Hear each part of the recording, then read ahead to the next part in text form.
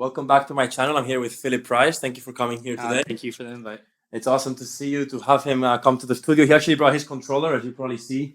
It's a slightly bigger controller than mine, but I'm so excited that he brought it because my big one got broken and I was using the small one, and Philip Price came in clutch. So I'm excited to DJ with you some music, but first let's talk a little bit about your background. I want people to get to know you, your project, and what you're working on. So tell us, how did you come up with your name? How did you get started in house music, DJing, and everything? Yeah, so I began DJing when I was about 14 years old. Who really got me into house music was my brother. My brother got me into house music. He would go to lots of festivals like Ultra, EDC Las Vegas, all those festivals. And he really got me into the house music scene. And ever since then, I've just wanted to become a DJ, produce, all that. So I started producing my own music, which I haven't released yet, soon going to be releasing. I started DJing, and ever since then, it's just been up from there.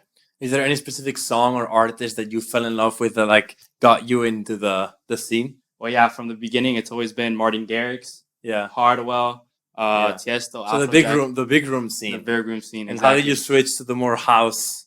So yeah, after a while, I kind of derived from house music for a bit.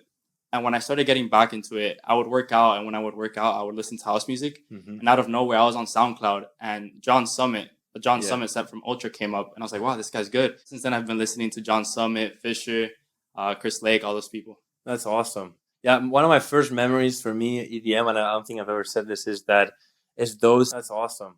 Yeah, one of my first memories for me, EDM, and I don't think I've ever said this, is those. I was maybe 14, 13. I was just starting out. Those Martin Garrix show blogs that he did. Remember?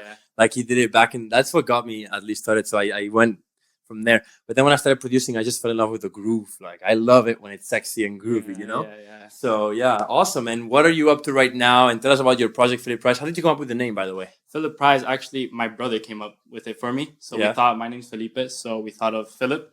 And then we tried to come up with something catchy towards the end, and we thought Prize sounds pretty good. So Philip Price, that's... And you got the double P as your logo, maybe? Exactly, That's cool. That's awesome. And what are you up to right now? Are you planning on releasing music? I know you're hosting some events in Miami. For anybody that's in Miami, I would love for you to explain what you're doing. Tell us the present and future of Philip Price. Yeah, so currently I'm working on this event organization called Tiny Backyard.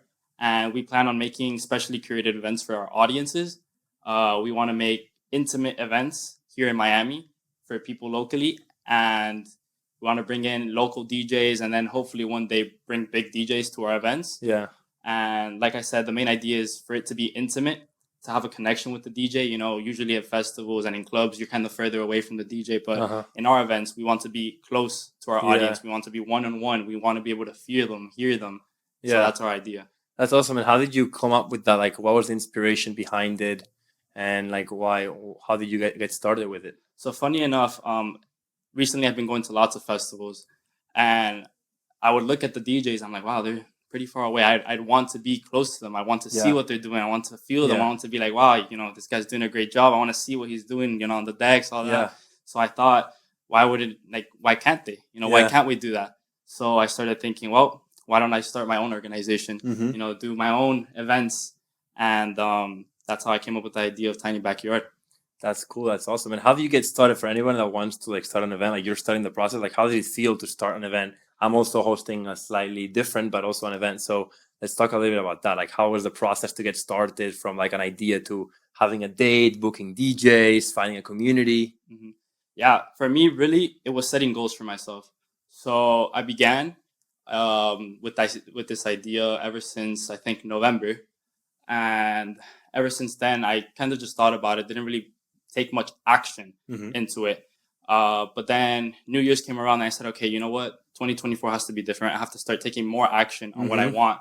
Yeah. So I wrote down goals for myself. So I'd say that one of the biggest things is if you want to do something, make an action plan, write down your goals, write down what you want to do. That's awesome. And then just take action on it. And what did you write on your goal before it started? I wrote that my first event for Tiny Backyard, I wanted it to be February. And that's what's happening, February 24th. We're doing our first event. Close to March, huh? Yes, sir. Super close to March. Yeah, that's awesome, though.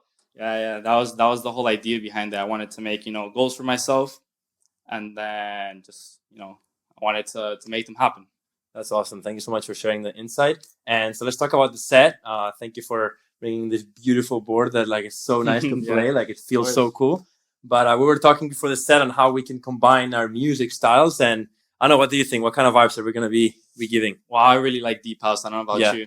I love it when it's dark and melodic and all that, and a little bit Yeah. like groovy too. Uh-huh. I feel like I also like in this USB that I have here, I have a lot of like cool, like deep, but also a little funky music, and he has some more like minimal deep stuff. And I really feel like we could combine both, where like you get the grooves from like funky, but the like deepness and darkness from that deep house. Yeah. So I'm excited to see. We're literally gonna be playing from like each other's playlists, or like he's gonna play his playlist, I'm gonna play my playlist, or I can play from his playlist. Like we're gonna be doing a complete mix of songs from both of our backgrounds and both of our influences. Hopefully, this set combines our musical taste. So, get started. Let's do it. Let's do it, man.